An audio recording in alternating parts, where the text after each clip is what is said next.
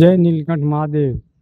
તો આ મહાદેવ નીલકંઠનું મંદિર ગામ રાપને વચ્ચે ને કુંવર વચ્ચે આવેલું છે મિત્રો।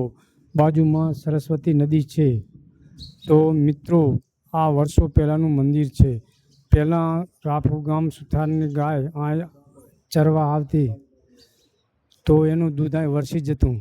તો એ લોકોએ ગામમાં ગોવાળને અરજી કરી કે મારી ગાયને તમે દોઈ લો છો, પણ એ ભાઈ માણસ ગોવાળ સાચો હતો કે ના હું નથી દોઈ લેતો।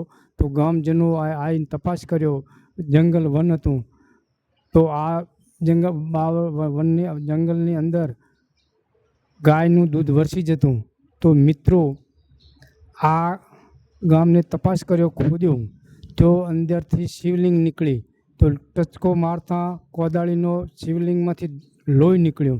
તો ગામજનોએ દરબાર પથા રાપુના વડીલો થઈને આ મંદિર બનાવ્યું। તો એના માટે આ ગામજનો સર્વે અમાવાસ્યે મેળો ભરાય છે અને સર્વે લોકો આ દર્શન કરવા આવે છે।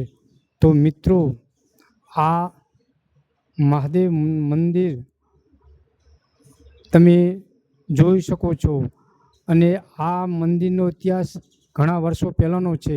તો મિત્રો તમે આ ઇતિહાસને તમે જોવો હોય તો જરૂર રાપુ વચ્ચે ને કુંવરની વચ્ચે આવેલ છે મંદિર સરસ્વતી નદીની બાજુમાં। તો દર 7-8 આનો મેળો ભરાય છે।